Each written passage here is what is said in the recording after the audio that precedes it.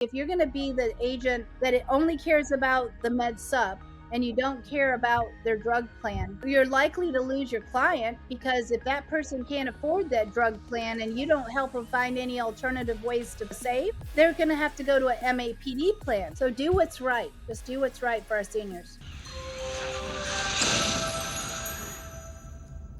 Hey, before we get into the podcast, really quick, I want to tell you a little bit more about Medicare Masterclass. Medicare Masterclass is a training platform specifically for agents who want to sell more Medicare.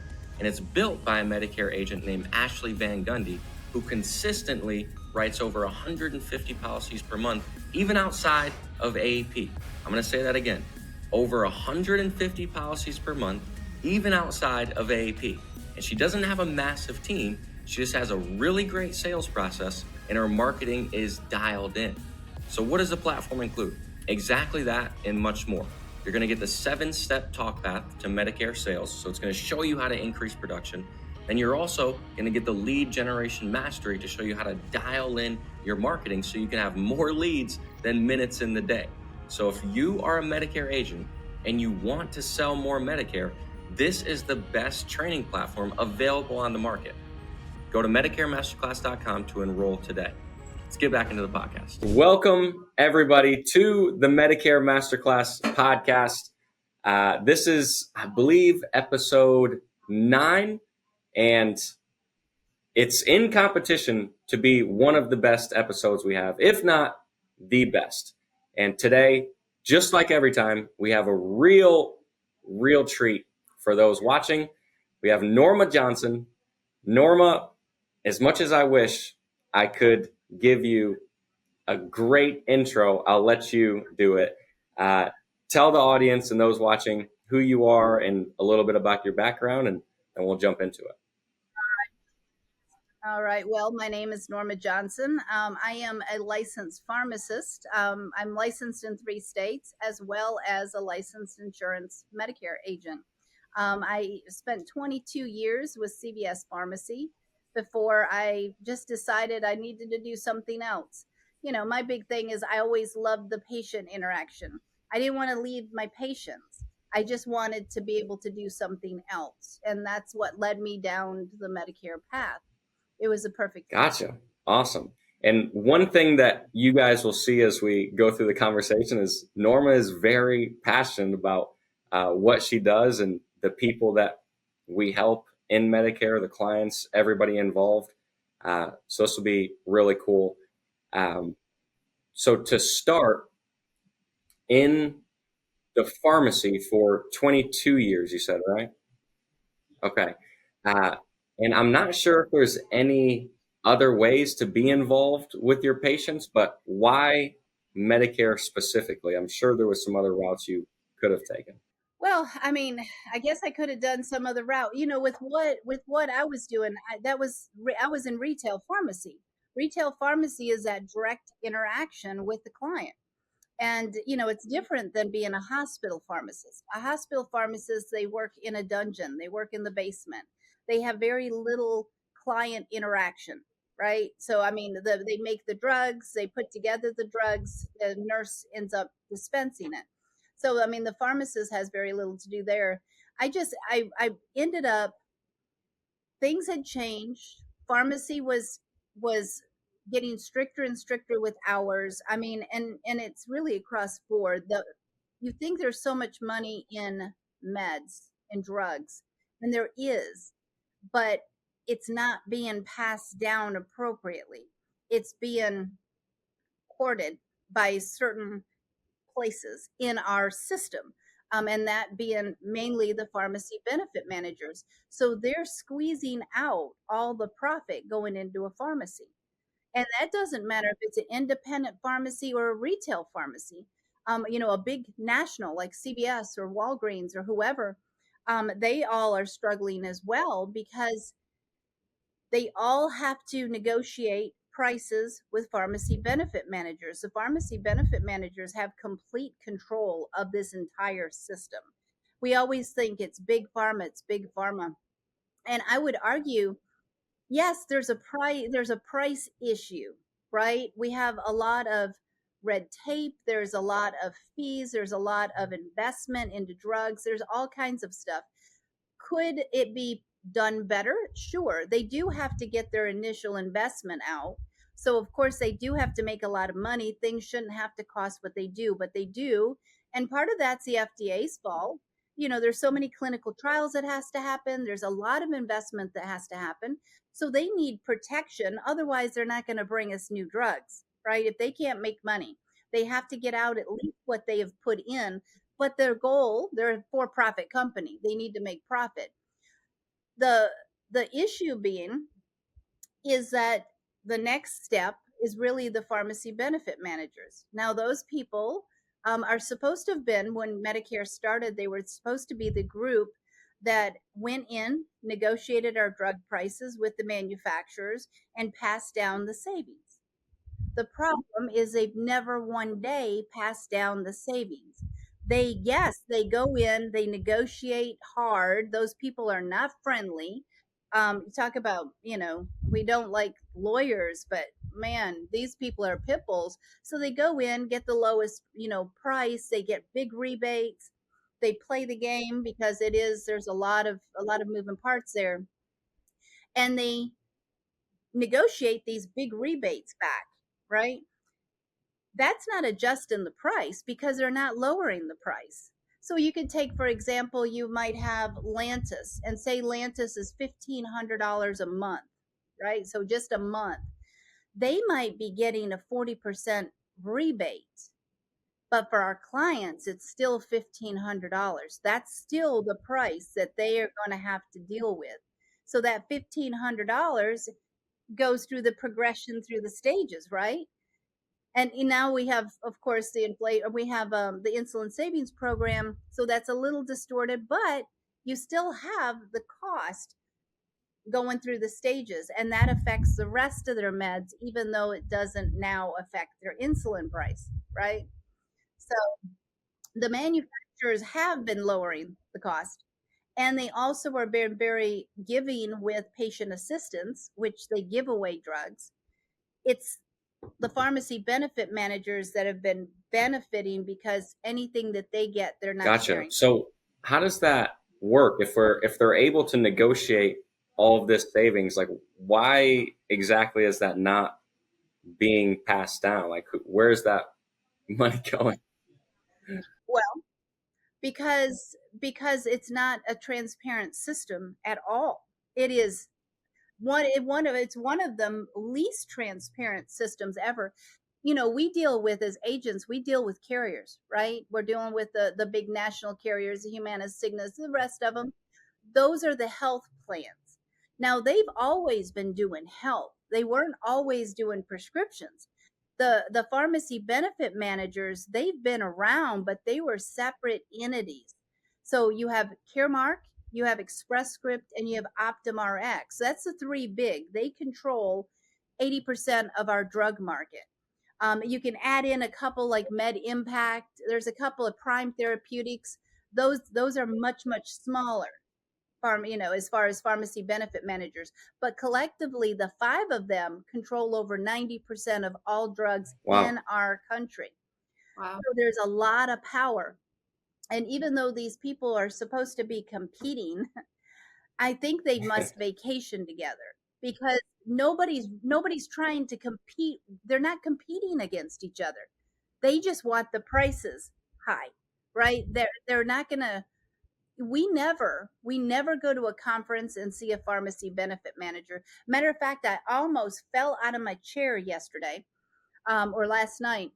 For the first time in my entire career, I actually saw there's a commercial about a pharmacy benefit manager. Now, it has nothing to do with Medicare, it has everything to do with group. But I thought, oh my God, a pharmacy benefit manager is running a commercial. That's like, one, I don't know why, but it's like, what? So we don't hear about pharmacy benefit managers. They are the snakes that stay in the grass. They never peek their head out. They're not going to say anything. They wanted to be left off the radar. The problem is that a group of pharmacists from Ohio, go Bucks, because I went to pharmacy school in Ohio. But a bunch of pharmacists up there got very loud, and they started looking, and they determined that these pharmacy benefit managers were more or less stealing money from the state Right. Medicaid system, and they ended up getting sued. And since then, a lot of states have sued these companies because of the way that they do the math, that they've been overcharged. That started putting a spotlight on them. And the more pharmacists up there talking, the more I'm talking, the more we're exposing them, and the more Congress starts finding out who these people actually are. Because up until recently, all they wanted to do was Yeah. blame Big Pharma. And Big Pharma has gotten drug into it, and they're looking. I was on one of their calls a few weeks ago, I don't know, 3 or 4 weeks ago now, and more or less they're looking at the pharmacy benefit managers, and it's like, what did you go and do that for? Right? Because now everything is going to change. Now we have the Inflation Right. Reduction Act. So now the manufacturers are saying, oh my God, we're going to lose 31%. That's the number I heard. I don't know if it's accurate. 31% of their profits. They've started laying off massive amounts of people. Do you know I have yet to run into an article talking about pharmacy benefit managers Yeah, laying it's off true. anybody? I haven't seen them. I haven't seen anything, you know?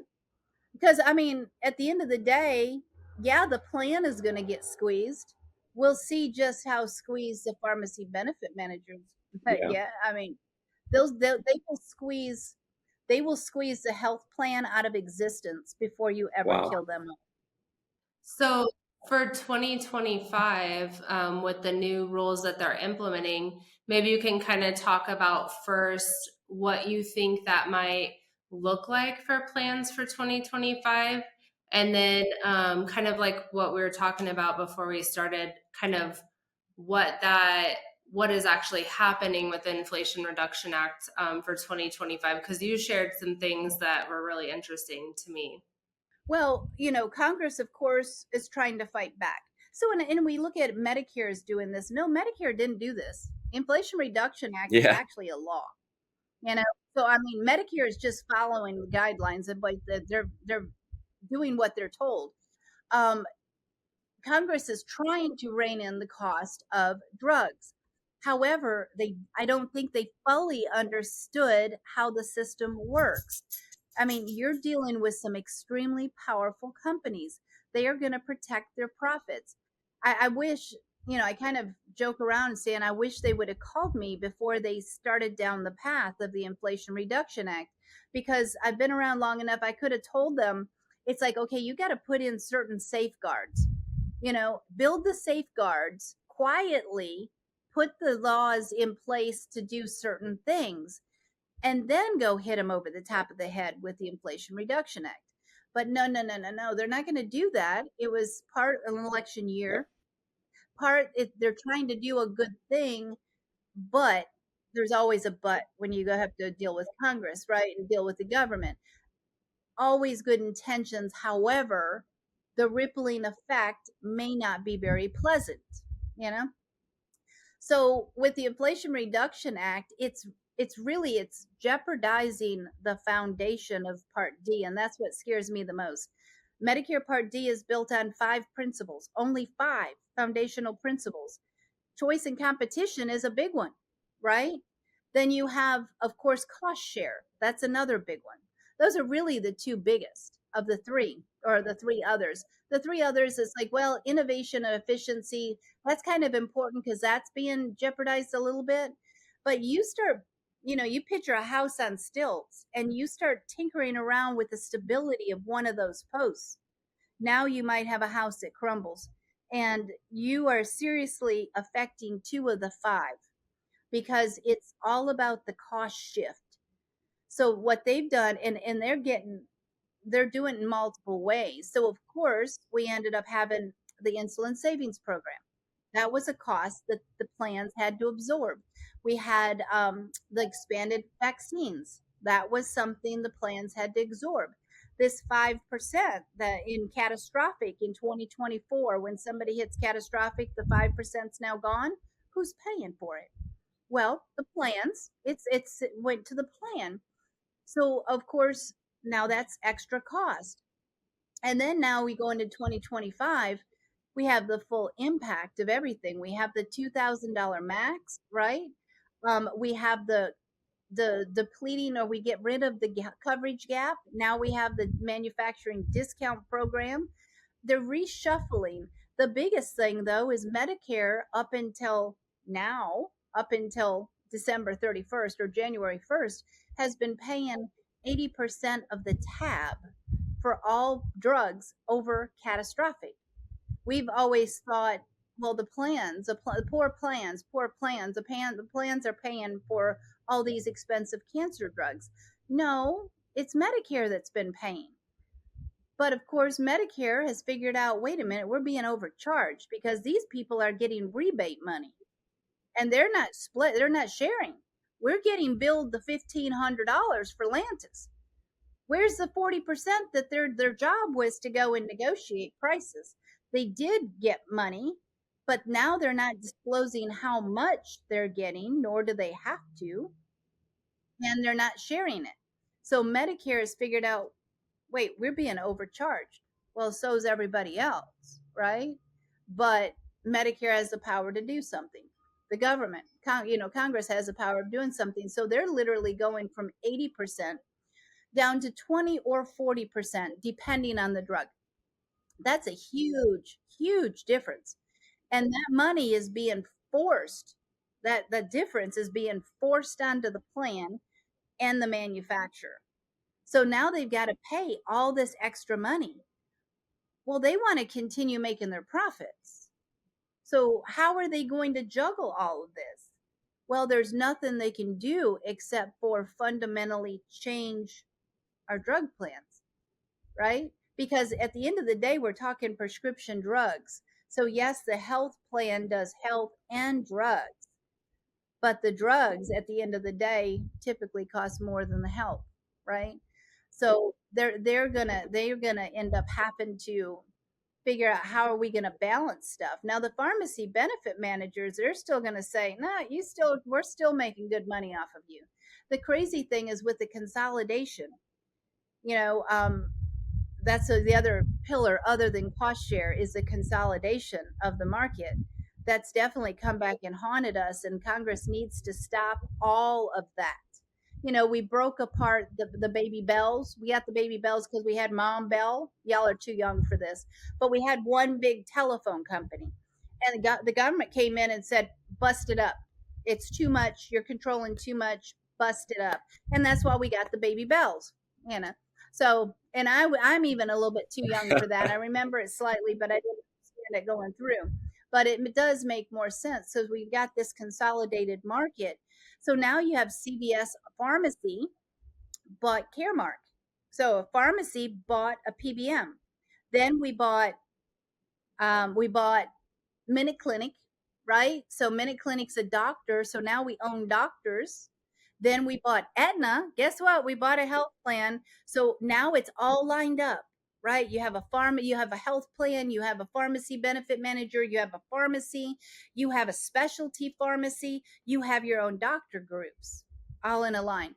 Now they're all individually supposed to be all individual companies, but I lived through this, right? And I worked for CVS Pharmacy, a fantastic, fantastic company for many, many of my years.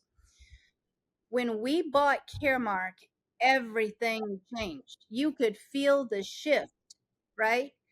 I mean, literally, we were the ones that bought them and they became the bosses quickly. And we felt it. So our hours started getting cut back. And I would told all the pharmacists for years, it's like they're going to squeeze us. We're in orange. They are going to squeeze us until there's no juice left. And in 2017 and 18, I was fussing away at CVS saying, you're squeezing us too hard. You're going to break us. You're going to break us. We're going to break here, guys. You know, because I mean, with them, I'd been around a long time. I had some clout. And it didn't matter. It mattered to CVS. Pharmacy didn't matter to Caremark. I mean, they could care less about, they have mail service. They could care less about independents or even retail So, what do you establishments. think the ripple effect of this is going to be 3, 5 years down the road? Like, how is this going to affect not only clients, but I mean, anything that affects clients is the agents are going to have to react to that and figure out a way to continue helping people. So, how do you see this going? The What it's going to hurt the worst is the standalone prescription drug plans, because at the end of the day, they don't get the pot of money from Medicare that the Medicare Advantage plans get. You have to understand there's reinsurance, right? So Medicare, if somebody's on original A and B, Medicare is responsible for 80% of the bill. So they have cost. Well, if somebody goes on a supplement, they still have 80% of the bill, right? They pay 80%, the supplement pays 20. Not a big deal. Well, if somebody goes onto a Medicare Advantage plan, they take over for that financial responsibility of that Medicare recipient. So now Medicare is in the zero. They owe nothing for the financial, right? So the insurance part, so the health part, they owe nothing because now it's all on this carrier. Well, they pay them a good sum of money every year in order to say, okay, now I'm not responsible, you are. So here's a monthly amount, that, or a yearly amount that you can now pay towards their health plan. I always show the, or talk about the analogy of, if you live on the Gulf Coast of Mexico, or Mexico, well, you could be there too, but the Gulf Coast of Florida, and you had a small town, and everybody in that town was covered by Allstate. Well, if a hurricane came through, it's going to knock down the town. It could very well take Allstate out. It could be too much of a financial risk and financial exposure. Now they're bankrupt.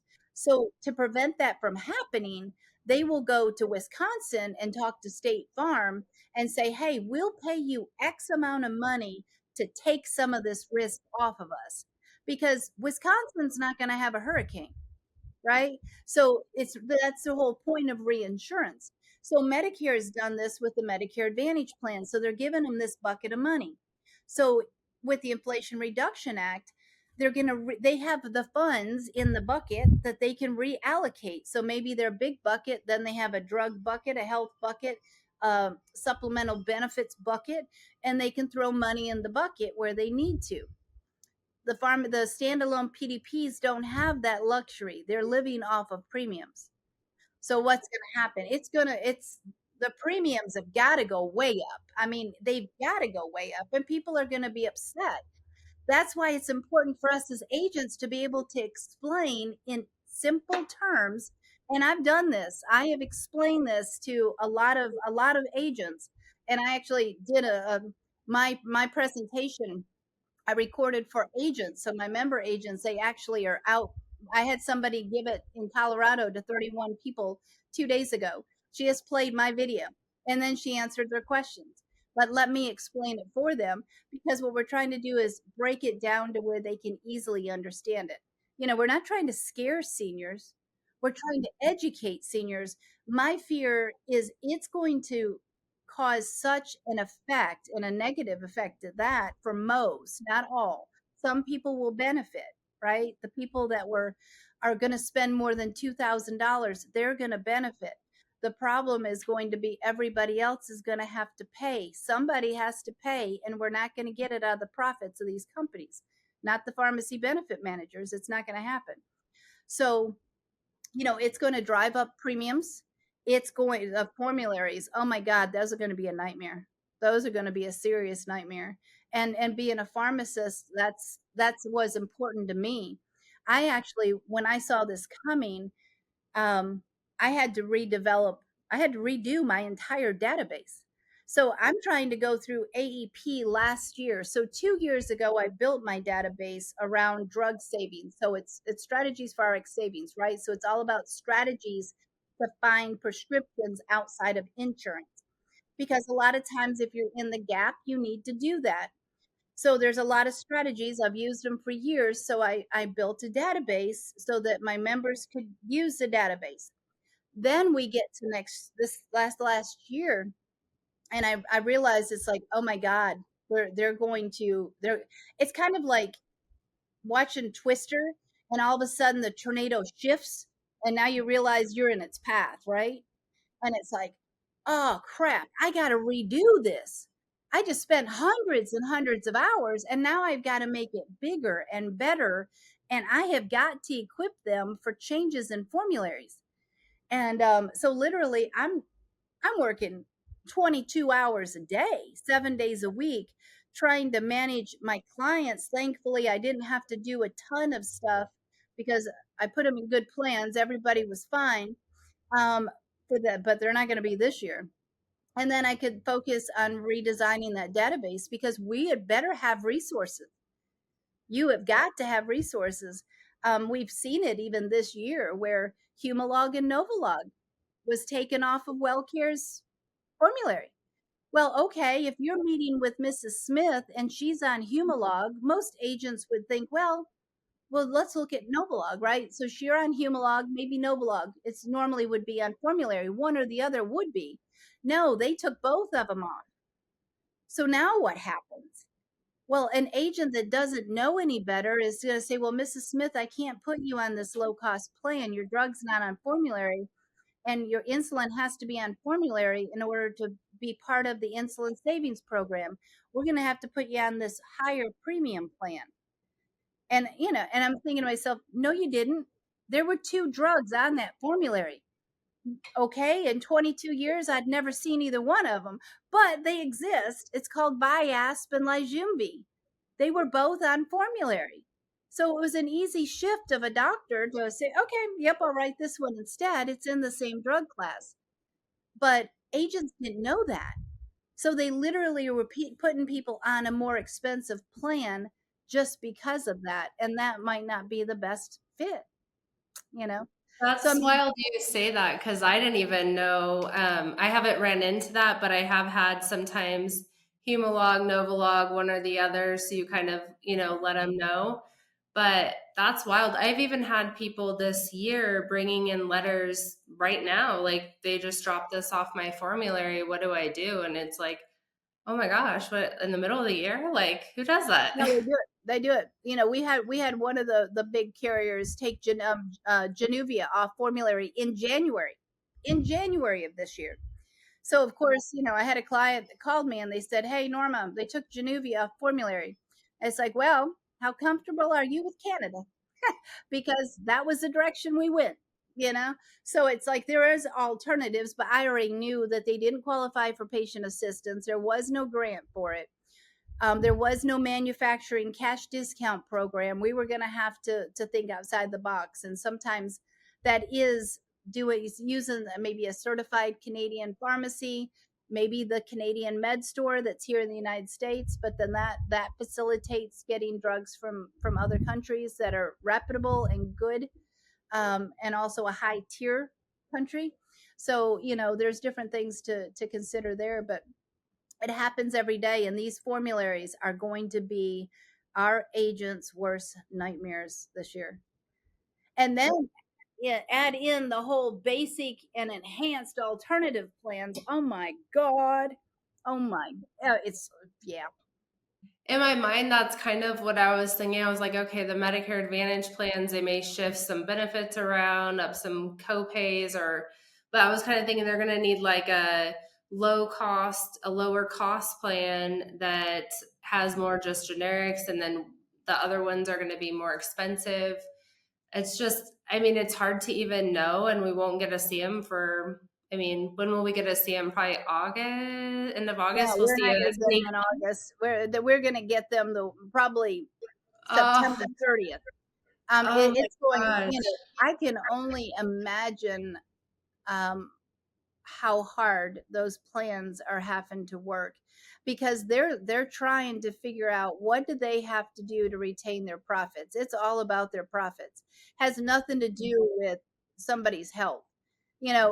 Manufacturers might care, pharmacists might care, agents might care, our parents or grandparents or family might care, but you know who doesn't care? A pharmacy benefit manager. Otherwise, they wouldn't have done this entire time. They've done this since 2006. And it makes me think, do any of them have grandparents? I mean, what would you burn your grandparent on the stake? What are you doing? You know, I mean, people are living on fixed incomes with Social Security, and you are making their medication impossible to afford. And I mean, that's what killed me,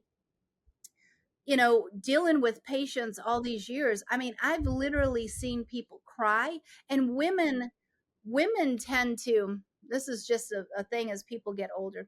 Women, some can cry, others, and I'm more like that person. I don't, you're not going to see me cry.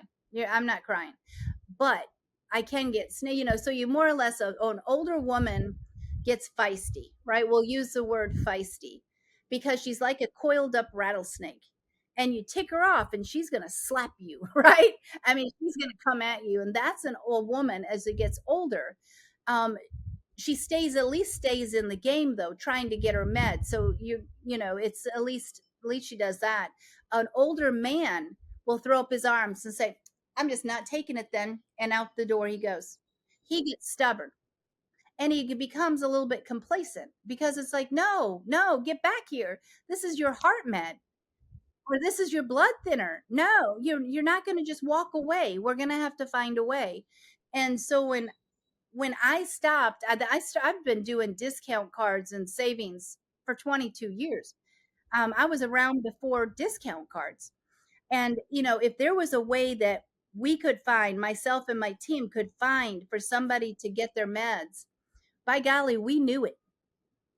We knew it. We were doing so many coupon cards, meaning coupon cards for like employer groups and employees, as well as so manufacturing discount cards for some people that CVS at one time told us to stop, right? Because we were doing so many. And it's like, you can tell me to stop all day long, but no, you can fire me, right? Because I'm not stopping. There was no way that my store was going to stop helping people. And it was maybe 2-3 weeks later, they came back and said, nope, we're going to embrace this idea. This is a great idea. It's driving people in. Because, I mean, we would have people drive all over Columbus, Ohio to our store because they knew we were passionate about helping people find savings. I didn't care if I had to transfer your prescription. I'm going to do what's best for the client. So What do you think will happen with the, like, how, some carriers have like the anticoagulant or the COPD programs where they get those medications at no cost? What do you think will happen there? The thing that ticked me off the worst about that is, and they never want me to win the Powerball, because I guarantee I will spend every dime of it on national TV talking about how bad they are. So I mean, they've just done people incorrectly, right? And I got into that and I totally lost my train of thought. Tell me again what your question was so I can answer it.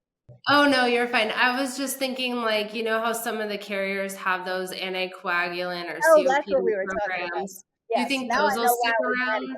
Yeah. So if you can offer one group of people a drug for zero, why can't you offer it to everybody for zero? Why were some states, some people, some grandparents and parents fortunate enough to live in an area where they allowed the zero, but not everybody? That was, you could always say, well, it was a pilot program.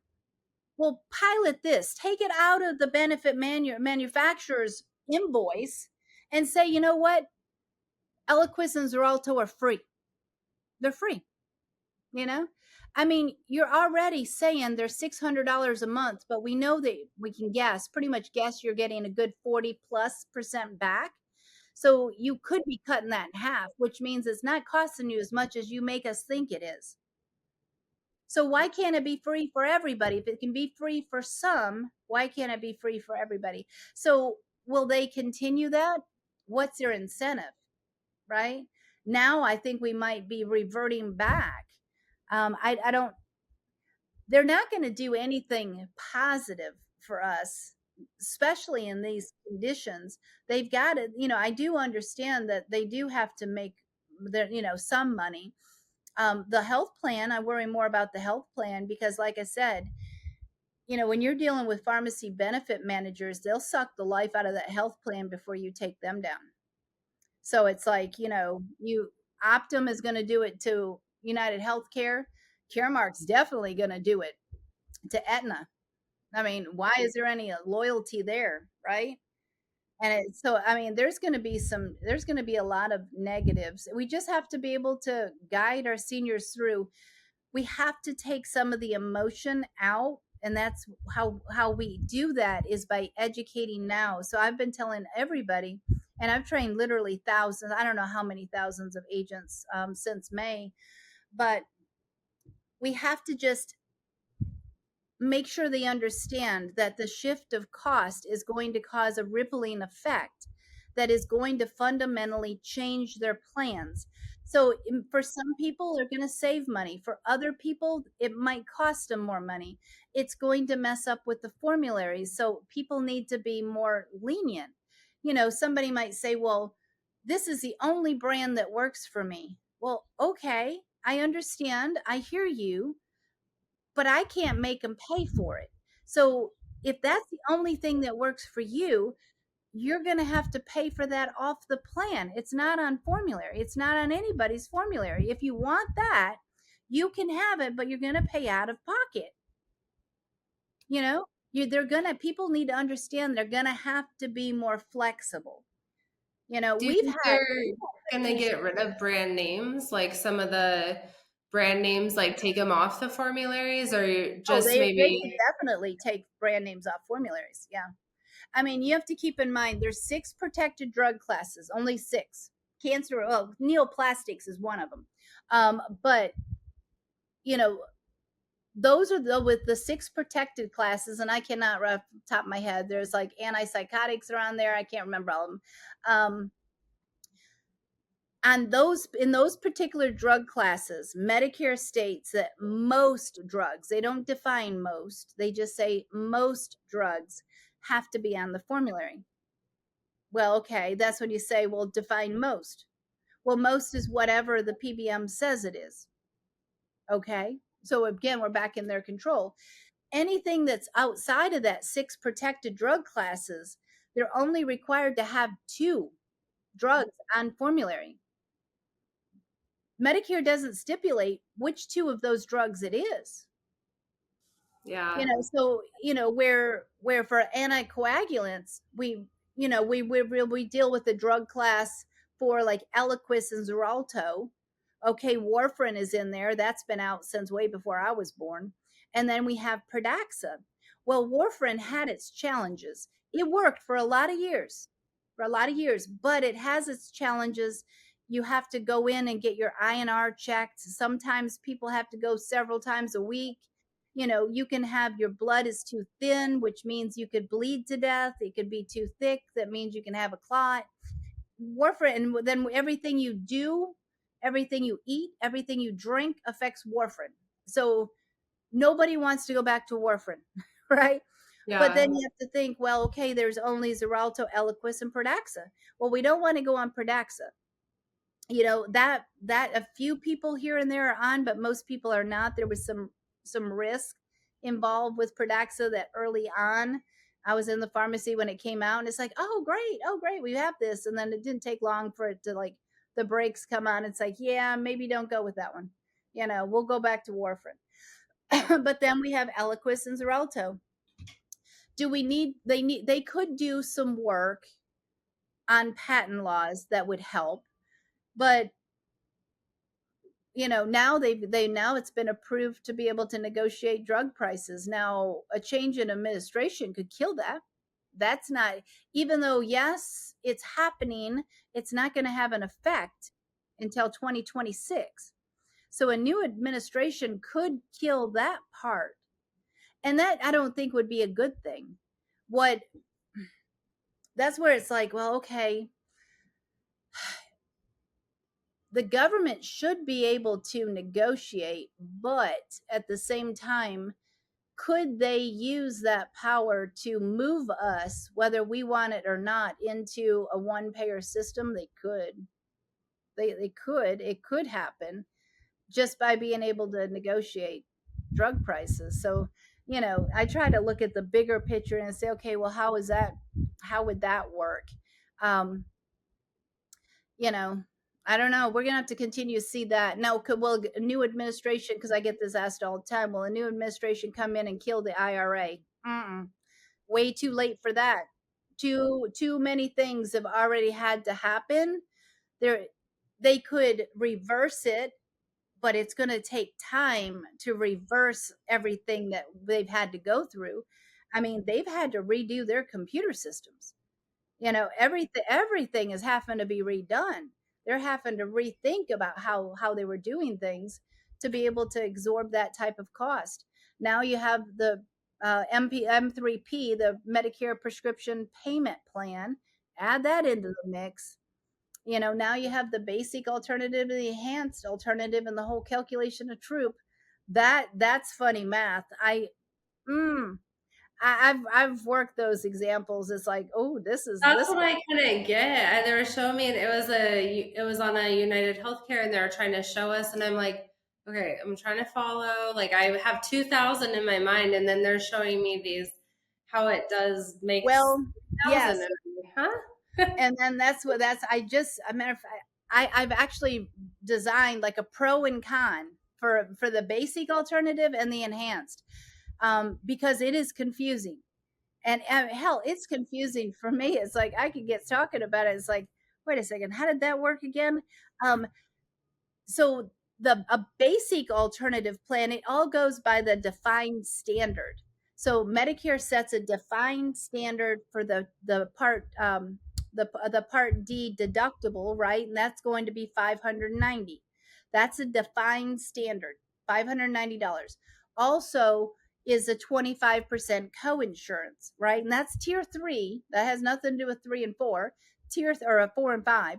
So tier 3, it's 25%. We're used to that, right? So when somebody's in the initial coverage, they are paying up to 25% of the cost. Now, somebody could charge less, but they can't charge more, not on those tier 3s. So if they charge less, that becomes an enhanced plan. If they run with the standard, that's the basic. So but to throw that caveat in there, a basic technically could come back and lower those defined standards. They could come back, a basic plan could come and say, okay, instead of $590 deductible, you're going to have a $500 deductible. Okay, well, that's cool and dandy, but still the only thing that's counting towards troop is what that Medicare recipient's paying. Doesn't matter that they lowered it from that defined standard because it's a basic alternative plan. Who says it is? They say it is a basic alternative plan. The enhanced plan can also lower it, and that's where we get the enhanced plans. You could think of the higher premium plans, right? They take the 590 that it would have been and they give a zero drug deductible. That's nice, right? So they have zero deductible and they won't have 25%, maybe they have 17. If it's defined as an enhanced plan, then the difference of what is being paid from that standard, right, the defined standard, gets counted towards troop. But it didn't on the basic plan, even though they lowered the deductible. If I got y'all totally confused. Okay, so I see Rob's ears smoking, his head spinning, and I have one question. I thought we got catastrophic, got rid of that last year. I thought we were getting rid of the donut home. I'm like, wow, this is real straightforward. Who That's couldn't what I kind of understand thought. this? Like, It this is was, going to it be was supposed at to be. least way easier to understand. And it's like, could they have made it like a simple? Now it's like all complicated. Oh my gosh. It would have been easier had they just said everything is basic and and just let it be the $2,000 is on the Medicare recipient. But it's Yes. another way that they're trying to help people save money. So they are, but the math gets screwy. So somebody that is on a basic plan, it's going to take them longer to get to catastrophic than somebody on an enhanced alternative plan, because the enhanced alternative plan, part of what the plan is paying, right? Those supplemental benefits that are lower. So when they lowered the deductible, that became a supplemental benefit that gets counted towards troop. So somebody could essentially get out of catastrophic quicker by, and they hadn't even paid the 2000. The plan is paid some. So you think, well, hell, we're going to put everybody on an enhanced plan. Well, one, how many enhanced plans are we going to have? Because they might not be everywhere, right? And then two, how expensive are those plans going to be?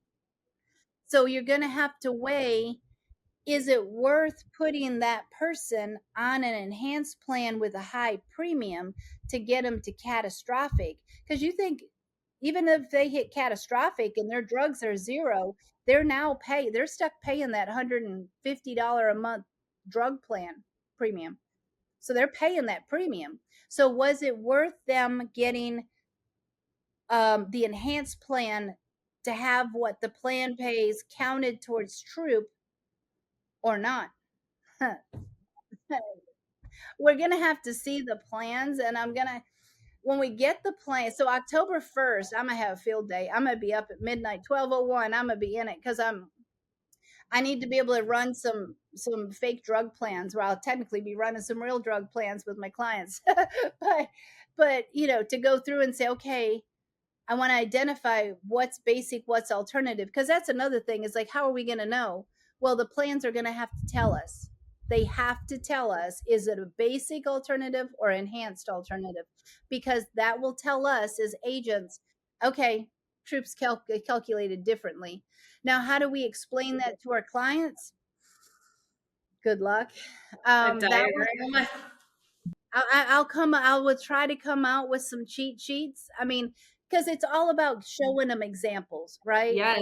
If In a you case like can't that, understand that, yeah, we're gonna have to make a mathematical example that's easy enough for somebody to follow, so that they can say, "Oh yeah, I can see that." Right? Once they can see it, then they can apply their own situation to it, and then it makes sense. But they have to see that simple explanation Wow. first. Wow. yeah. This is great How does info. an Thank you. agent Well, you're welcome. prepare for this? Do they just put their nose in the books for a month or two and Honestly, and that's the thing. It's like, even experienced agents, we have never had focus on Part D like we have on yeah, Part D today. Um, Part D is very, very complicated, and it's something that the AHIP is a joke. It is that module 3 is so high level, it doesn't say anything. So that's what I do. And so, other than giving the database to my members, that's what I do, is drug training, right? I have, if y'all want mind blown, I have 17 modules of nothing but Part D. Nothing but Part D. Part D, and then the alternative strategies. I should add that in there. But 17 modules, and they are not short modules. I would put them against any AHIP module any day. And I'm not trying to over educate, but I'm trying to get the agents to understand all the dynamics that's involved, because it is complicated, and they're not getting trained by anybody other than me when they get to come to one of my trainings or something. We have had a lot of FMOs try to do, and I've been on some of the calls, they're trying their best to educate. So they're getting out there trying to educate their agents and other agents about Part D, and half the time they're misspeaking. And that's like, it kills me, because it's like, oh crud. Now we have to go and unconfuse people. And it's like, I just wish I could reach all of them and say, look, I'm not charging you. I've been training almost every single day since May. Wow. It's like I have trained so many agents, it's crazy, for free. I'm trying my best, because the more agents I can train, the more they can help the seniors that I'm trying to reach through them. But if I don't have a chance because the agent doesn't know that I exist, or they think they know it all, that's the ones that scares me. Some think, oh no, Yeah. I got it, I can do it. And it's like, but do you? Okay, if you do, cool. Explain to me how a prior authorization works, right? Explain to me what step therapy is and how that's going to affect your client. So explain to me the basics, and then if you know it all, I'm going to tell you, you're darn good, I'll hire you. Yeah. How do people find you? Like, where could they go to, like, subscribe to your platform or? Well, I mean, they can most certainly email me as one. It all depends on which avenue.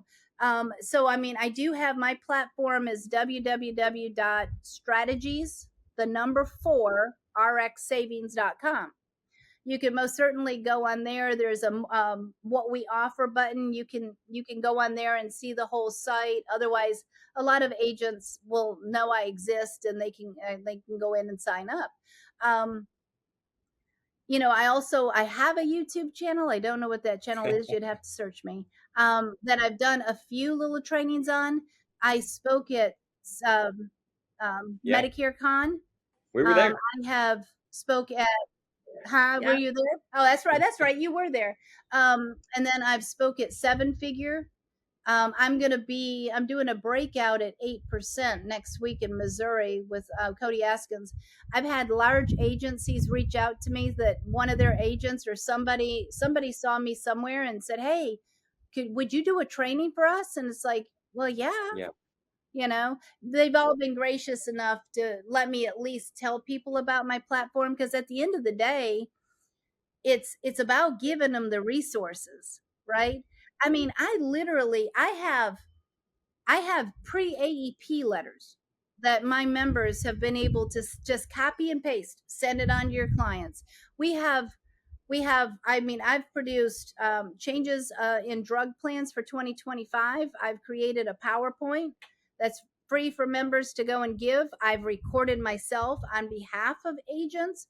It's free for them to give. I have created educational pieces galore. Um, the database itself is actually an extension of me, um, reaching through the agent to their client. So everything they can put in a list of drugs, run it against my database, and generate a PDF that's easy to read. It's for the client. It's written for the client. So it says your doctor, your plan. It written through me, through the agent to the client. And then all they do is they just download it and they email it to their client and say, here's some strategies on how you can save on medication. And then somebody say, well, how does patient assistance work? It's already attached to the email. I've already written the educational pieces. I've explained it all to your client. All you have to do is send them the darn email, right? I mean, and it's all there. Somebody wants to say, well, how does a grant work with my insurance? I've already explained it. It gets sent along for the ride. All they have to do is read it, you know? I mean, different formulary things. So in my database, there's alternative drugs as well. Because I mean, I know some platforms will try to do like therapeutic alternatives. I'm not talking about therapeutic alternatives where it's like, okay, well, instead of Eliquis, you can go with Xarelto, or not Xarelto, but warfarin. That's a therapeutic alternative, but we're not going to go that route.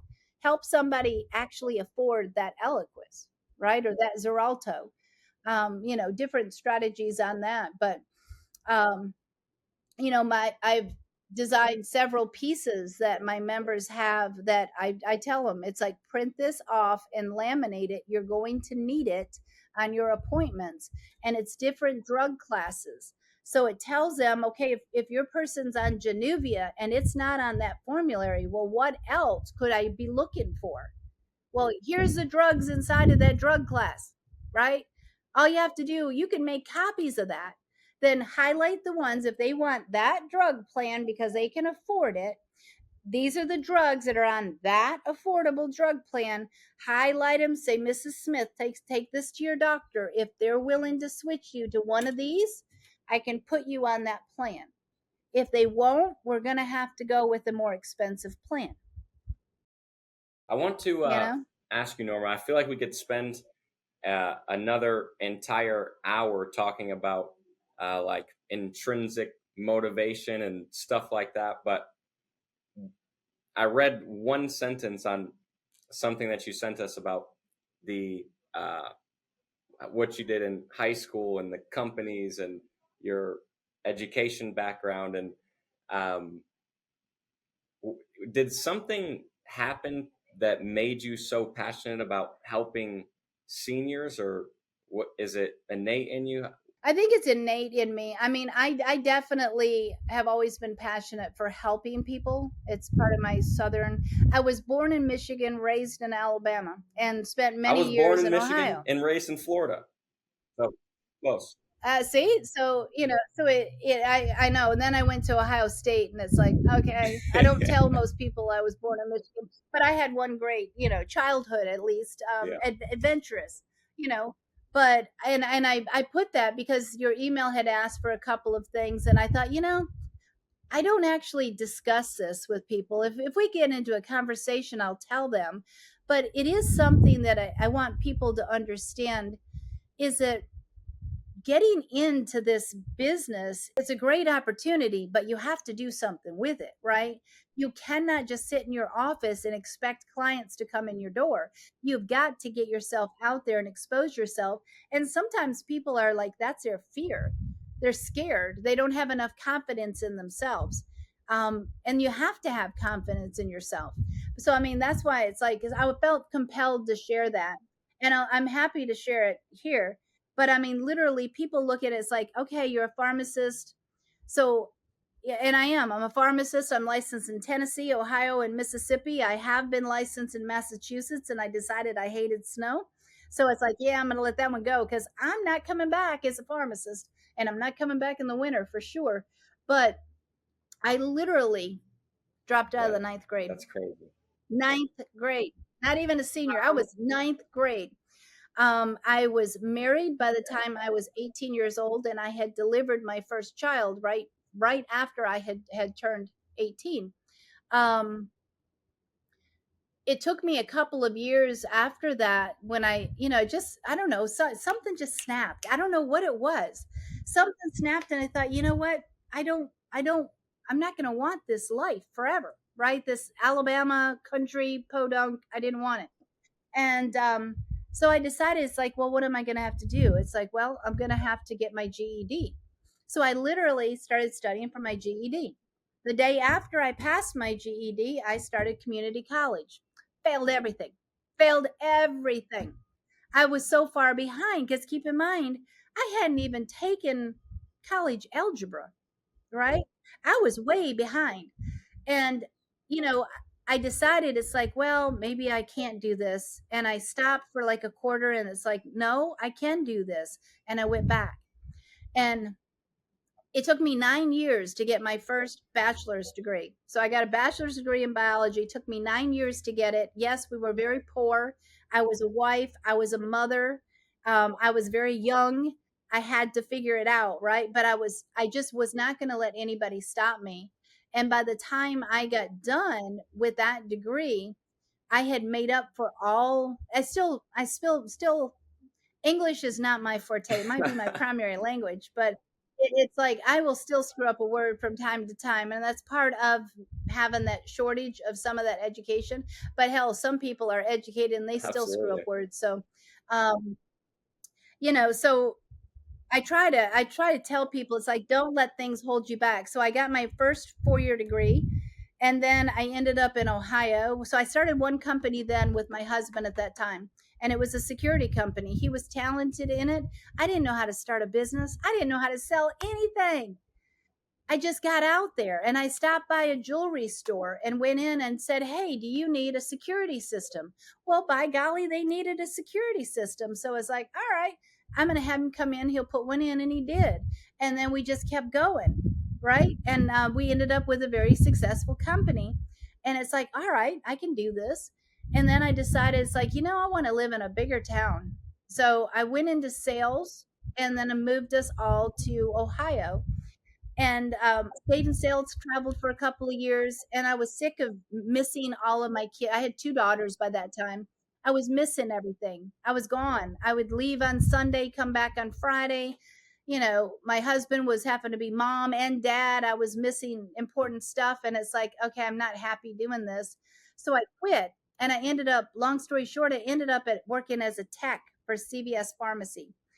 And two CVS pharmacies would not stop bugging me to apply for pharmacy school. I wasn't divulging to them. It's like, I'm a high school dropout. You want to see what my GPA is? It's not pretty. Because even though I had graduated my last 2 years making almost all A's, do you know how many A's you have to make up for a lot of F's?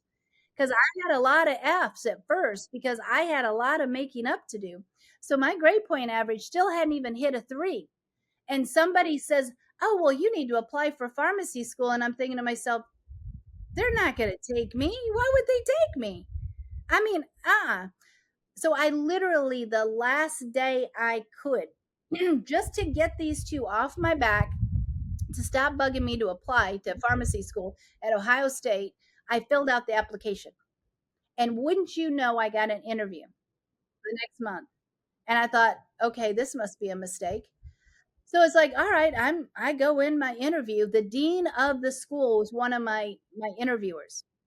And we went through my transcript and we went through my history.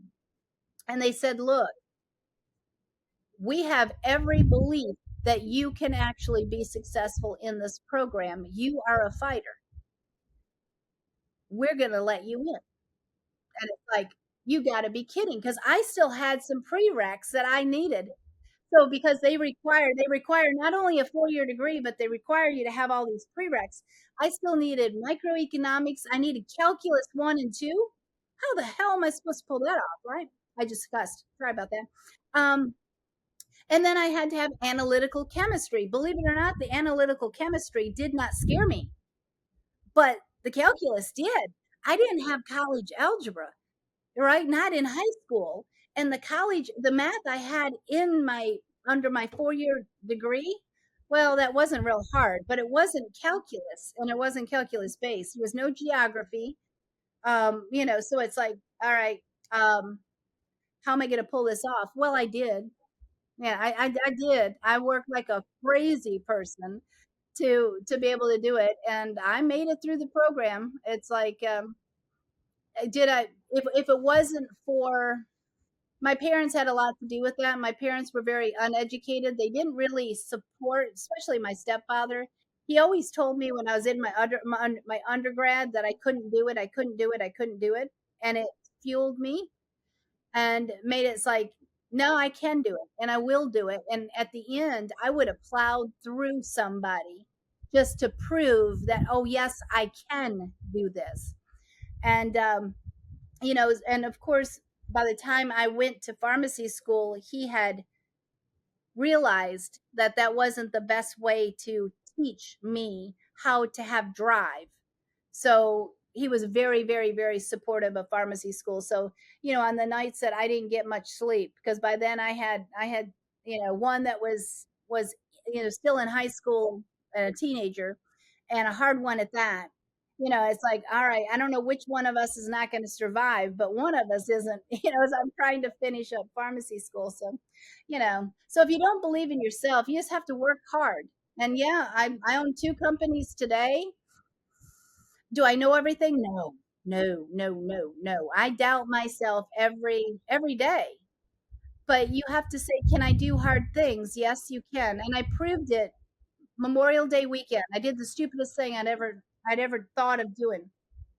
I'm scared of edges, right? So I'm scared of heights, but I'm really scared of edges. I skydived. it was tandem, but it's like, I took my youngest daughter down there. I'd never been, and she picked up a couple of brochures, and I was looking through them, and it's like, oh, we can skydive down here. And she was saying, well, this would be a great place to do it. It's really pretty. And it's like, yeah, yeah. It's like, but could I get myself to jump out of a plane? That's the question. And so I spent 2 days thinking about this, and it's like, I mean, either if I don't jump myself freely, then the guy could just jump for us, right? I mean, am I going to pass out? Maybe. I'm not quite sure. But you know what? If I don't try it, because it's always been on my bucket list, it's one of those things. It's like, yeah, I'm gonna tandem, jump out of a perfectly good plane at 10,000 feet. It's not the same till you get there, but it was amazing to me that I convinced myself. It's like, okay, yeah, we're doing this, and we get suited up. You get in the plane. You're on a 20-minute plane ride to get to 10,000 feet. The door opens up. I did tell my daughter, you're going first, because that was motivation for me. It's like, once she goes, I'm going, because I'm going to follow my kid to the ground, you know. Um, so I turn, and it's like, whoop, there she goes. And it's like, oh goodness. So we're scooting back. And I'm thinking to myself, I might pass out. I don't know. I don't know what I'm going to do, because I have to put my legs outside of this plane onto a platform that's that wide and that long. And then I'm supposed to act like a banana. So I'm supposed to put my head back.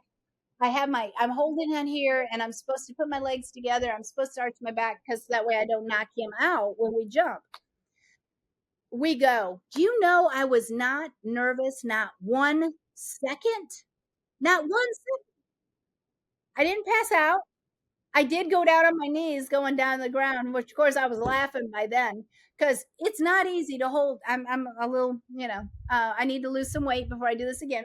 But I needed to hold my knees up to my chest so that it might kept my feet out of the way when we landed. Well, I did for the most part, but then 1 foot down, and but it's like, if you don't challenge yourself. So now it's like, am I still scared of heights? No, not as much as I was, because even though I might look over the edge now and think, oh, I'm 4 stories up, and it's like, it just doesn't look that high anymore. I mean, if you can jump at 10,000 feet, it's not that high. And my daughter, I mean, she's a tough butt anyway. She served four years in the military, in the army. But she said, you know, I would be hesitant if I had a risk of being like severely injured but not dead. I don't want to be crippled, but I'm jumping out of a perfectly good plane at 10,000 feet. I have two choices. I'm either going to survive and land, and I'm going to think, oh, let's do this again, or I'm dead. I'm not going to care, right? So you're either going to have fun, or you're going to be dead. What are Yeah, you good scared point. of? That's a really good point. I mean, so jump. Just do Yeah. it, I don't know. I could go on forever, but Well, that's an incredible story. I mean, from start to finish, skydiving has been on my bucket Yeah. list, and that, oh, you got to yeah, do it in Key West. it's done. Oh my God, is it worth? I will be doing that Yeah. again next year. It's beautiful, and the group that does that, I looked them up. They're very well trained. The person that was connected to my daughter has jumped 12,000 times. Wow. They are very experienced. Um, the best. You are going 120 miles an hour through the air, plummeting every bit of your skin. I have a video that nobody will ever see. I look like a turtle, because I have these goggles on, and I remember it as clear as day. I jump out. I'm smiling like a ninny, right? I'm smiling because he's got the GoPro out. My mouth dries up like instantaneously. It's like, okay, I have no moisture left in my mouth, and I'm on camera, and I'm trying to lick my lips, and we're going 120 miles an hour. It was hysterical. And then he pulls the cord, and you literally almost stop, like you hit concrete. So you go whoop, and then you go back. And, I told the guy, I says, man, this is not, and when we got settled down, because you can't do anything when you're coming down and you're moving back up. And it's like, this is not really for big breasted women, is it? And he kind of giggled and he says, don't worry, I'll loosen you. And it's like, no, no, no, no, no, no, you won't. No. He says, no, don't worry. I'm not going to let you go anywhere. I have to loosen you a little for landing anyways. So then he loosened me up a little and he says, is that better? And it's like, yeah, yeah. But the moment he said, well, I'll have to loosen you, I'm going to loosen you. And it's like, no, no, no, you're not loosening me. That's funny. It was an experience. So definitely go. I'm telling you what, go. You're going to have fun or you're going to be dead. You're not going to know about it if Very you're true. dead. Very true. Well, it's done. I guarantee you're going to have a darn good it's time. Done. I'm going. That's that. Yeah. I'm not going to jump out by myself. No. That would be stupid, right? But I'll go. Right. I'll go with them. Cool. Well, Norma, this has been an absolute pleasure. Thank you so much for coming on here. We've talked to a few people about this whole PDP thing, and their explanations are short-lived. Yours is on point, and we are excited to see you continue educate people and reach not only agents but the seniors through your efforts. So it was a pleasure. Thanks so much for coming on.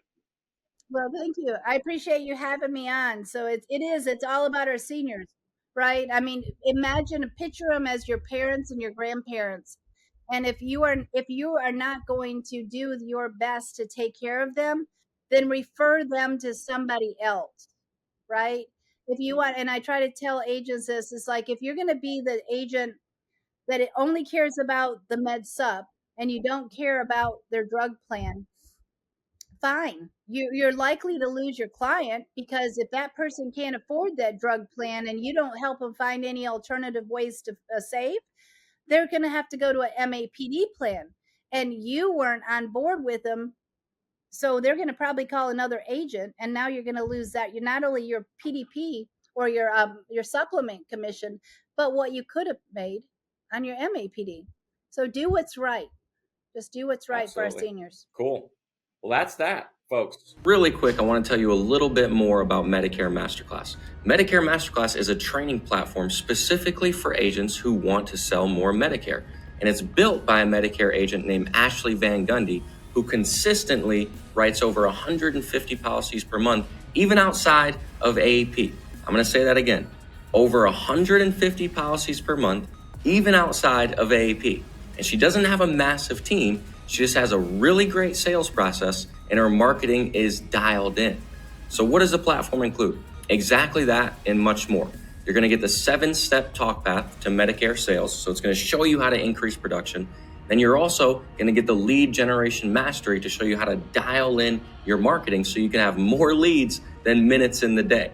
So if you are a Medicare agent and you want to sell more Medicare, this is the best training platform available on the market. Go to MedicareMasterclass.com to enroll today.